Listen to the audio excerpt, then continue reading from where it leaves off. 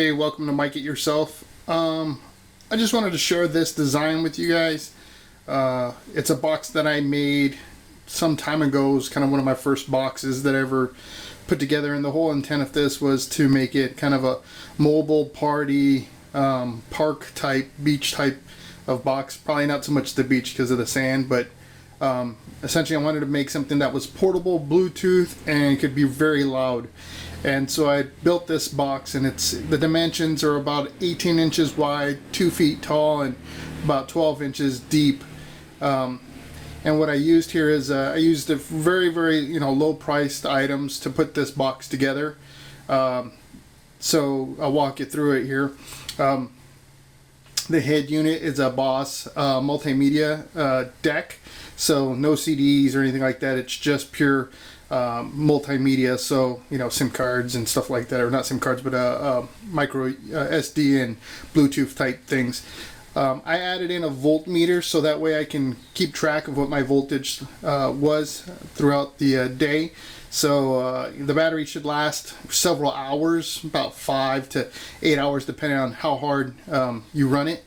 And it's powering up, so there's no amplifier in this, it's just the head unit, and it's powering up an 8-inch sub. That's a Boss sub also. I went lower end on the sub just because I didn't have the power to really drive a higher quality subwoofer. I did have an Infinity 8-inch in there, but I was running a car amplifier in the box as well, but it was just more weight, and really it didn't really make a difference in the sound, just because the box is a very raw design. It's simply hollow box, where newer designs that I'm putting together, like the baby bass speaker, has much more a better design to it that enhances the sound. It's also running a 5-inch two-way speaker from Kenwood. It was something I had laying around in the garage, and then a high horn just to get a little bit higher end on the sound there. So overall, when you're looking at the parts and everything, it was relatively low price. Definitely, I think probably under $50 or so to get these pieces. Alright, taking a look at the backside here, just pointing out a couple of things before I open it up. I have an antenna here on the top to get radio stations, carrying handle or dragging handle, depending on how you want to use it. I have 2 rolling wheels on the bottom that I put in there, just because, again, with everything in it, it's probably 30 pounds or so. I have a heavy duty on-off switch that'll turn the whole unit on or off. And then there's a door here that I'm going to open up that's held closed by, it's actually a window latch. So as you twist it, it gets tighter and tighter, and what that does is helps just kind of bond the door closer to the box as you tighten it, and that way it reduces any vibrations when you're playing anything with higher levels of bass.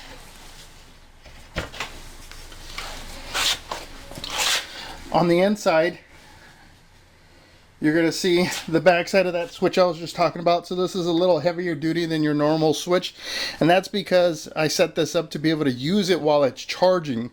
So while it's charging, of course, you have sometimes a higher level of amps going through it, and well, a lot of switches aren't made to carry that type of amperage, and you'll smoke them. It'll actually burn things out. So this is actually a switch that I pulled out of an old power portable jump starter unit that was no longer any good. This box is powered by plug and by battery. So this is a 12 volt battery that I put in here. It runs 7 amp hours. So I used an application that I downloaded to figure out, okay, how much power was I absorbing with this unit, and then how long did I want it to be able to operate at that level of power, and that gave me the output that told me which battery to buy. So then I bought that battery. The little unit there you see lit up with the blue LED and green LED, that is a voltage regulator. So the whole point of this is to control the amount of volts and amps going to the stereo. This is what allows me to regulate the power that's coming in off of the trickle charger there. So as I plug it in, it's charging the battery, and to avoid that higher level of power from frying the unit, I control it with this voltage regulator. So there's some little screws in there that you just adjust, and that'll trim down the amps and the voltages as you want. Or as you need. So that's what makes that possible. So it's great because you can plug it in and use it in the house, and then if you want to take it to the park, you can go ahead and do that. And like I said, you'll see there's a lot of room here. There used to be an amp right here. I took that out just because, again, it was just added weight, and the sound that I was getting out of it, it wasn't there, and it's just because of a bad box design. But again, you know, everybody starts somewhere, right? So this was one of my first designs. And it's very simple. Like I said, overall the parts are pretty cheap. I think the most expensive piece might have been the battery. I'd have to look. I mean, the battery or the head unit, they were both not very high priced.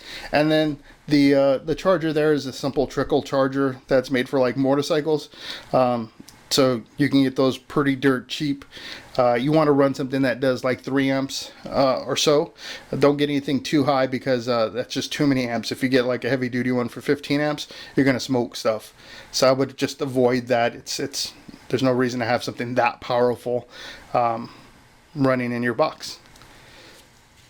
So that's the box. I hope you enjoyed my design here, and if it inspires you to create your own, awesome. You know, I think it's really cool. They're fun to have, and like I said, you can take them to the beach or just use them in the house, whatever you want to do. They sound amazing, and you really can't lose there.